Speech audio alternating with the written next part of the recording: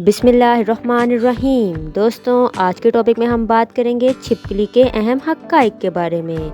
چلتے ہیں ویڈیو کی طرف۔ Fact number 1۔ دوستوں، آپ کو جان کر حیرانی ہوگی کہ یہ چھپکلیاں کھیت کے جانوروں کو شکار کر لیتی ہیں۔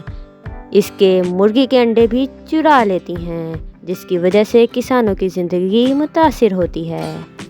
Fact number 2۔ دوستوں، کچھ چھپکلیاں کھانے کے طور پر اور کیڑے مار ادویات میں استعمال ہوتی ہیں، جبکہ کچھ چھپکلیاں خود ایک کیڑا ہوتی ہیں، خود ایک پیسٹ ہوتی ہیں۔ کچھ لارجسٹ لیزرڈز جیسا کہ اگوانا کھانے کا ایک ذریعہ مانی جاتی ہیں اور کھائی بھی جاتی ہیں۔ Fact number 3۔ دوستوں، جب تک چھپکلیاں انسانوں سے دور ہوتی ہیں، یہ ڈیزیز کا ویکٹر نہیں ہوتی، ان سے بیماریاں جنم نہیں لیتی۔ تھوڑا بہت خطرہ ان لوگوں کے لیے ہو سکتا ہے جو ان کو پالنے کی نیت رکھتے ہیں۔ دوستوں، ایسے لوگوں کو چاہیے کہ پراپر ہائیجین کا خیال رکھیں۔ لیکن اگر چھپکلی کو انسان کے منہ میں رکھ دیا جائے تو ایک بیکٹیریا جس کا نام ہے سیلمونیلا بیکٹیریا، وہ انسان میں منتقل ہو جاتا ہے۔ Fact number 4۔ چھپکلی اپنی دم خود ہی توڑ دیتی ہے، مگر کیوں اور کیسے؟ تو دوستوں، میں آپ کو بتاتی چلوں کہ چھپکلی رینگنے والے جانوروں میں سب سے زیادہ ذہین مانی جاتی ہے۔ جب اس کو کسی جانور یا انسان سے خطرہ محسوس ہوتا ہے تو وہ اپنے آپ کو بچانے کے لیے دم خود ہی توڑ دیتی ہے، جس سے سامنے والے کو یہ محسوس ہوتا ہے کہ چھپکلی مر گئی ہے، لیکن اصل میں وہ زندہ ہوتی ہے۔ دوستوں، اب سوچنے والی بات یہ ہے کہ دم کٹنے کے بعد وہ مرتی کیوں نہیں ہے؟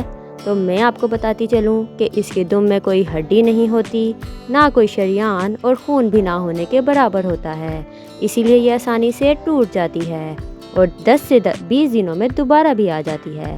لیکن عام طور پر دوبارہ آنے والی دم پہلے والی دم سے 4 سینٹی میٹر چھوٹی آتی ہے۔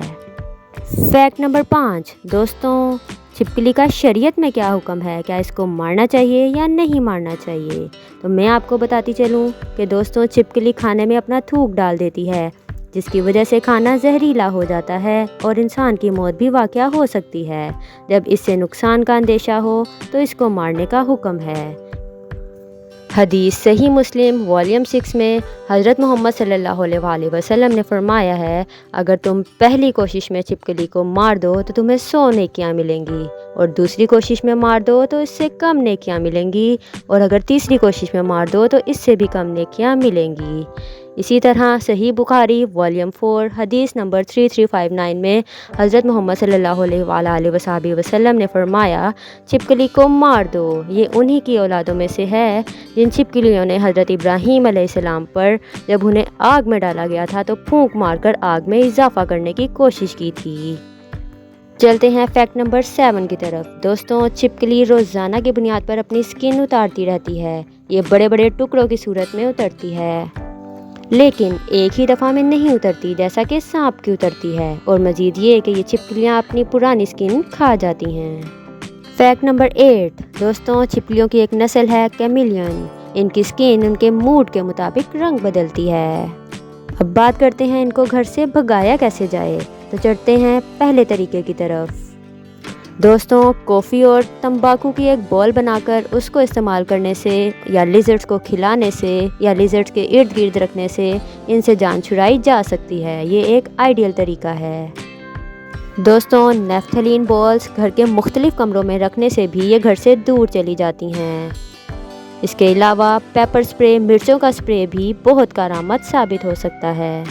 دوستوں، ویڈیو کے آخر میں آپ کو مزے کی بات بتاتی چلوں کہ آج کل چھپکلیوں کو مارنے کے لیے غلیل کا استعمال کیا جا رہا ہے۔